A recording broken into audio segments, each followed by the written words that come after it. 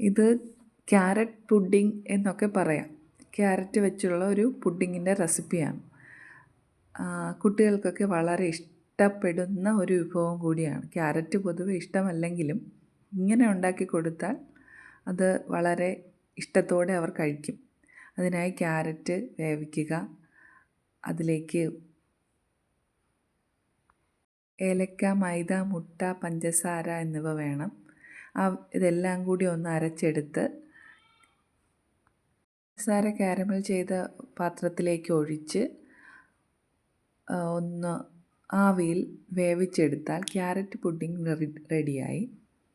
അതിലേക്ക് നമ്മൾ മധുരത്തിന് കുറച്ച് മിൽക്ക് മെയ്ഡും കൂടെ ഒഴിച്ചാൽ സംഭവം സൂപ്പർ. ഇനി അടുത്ത ഒരു നാരങ്ങയുടെ ഒരു റെസിപ്പിയാണ്. നിങ്ങളുടെ നാട്ടിലൊക്കെ എന്താ പറയുകയാണ്? അമ്പിളി നാരങ്ങയ്ക്ക്. അതിൽ കൂടി കുറച്ച് മിൽക്ക് മെയ്ഡും കുറച്ച് ഐസ് ക്യൂബ്സും കൂടി ഇട്ട് കഴിഞ്ഞാൽ സൂപ്പർ ടേസ്റ്റി ആയിട്ടുള്ളൊരു ഡിഷ് റെഡിയായി. ആദ്യം പീൽ ചെയ്ത ശേഷം ഇതിലേക്ക് മിൽക്ക് മെയ്ഡ് ഒഴിച്ച് നമ്മൾ കുറച്ച് ഐസ് ക്യൂബ്സും കൂടെ ഇട്ട് കൊടുത്താൽ മാത്രം മതി.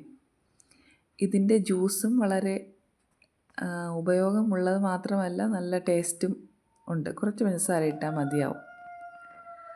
പിന്നെ അടുത്ത ഒരു റെസിപ്പി ചോറും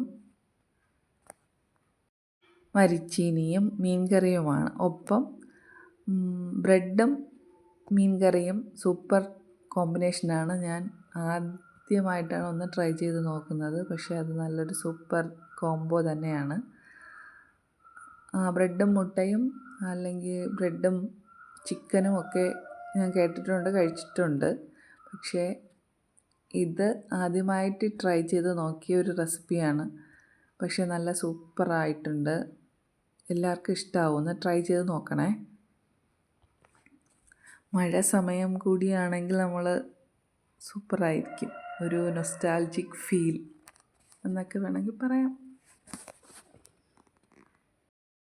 കുറച്ചും കൂടി ഹെൽത്തി ആയിട്ടുള്ള ബ്രെഡ് ഗോതമ്പ് വച്ചിട്ടുള്ള ബ്രെഡാണ് എന്നാണ് എൻ്റെ ഒരു വിശ്വാസം.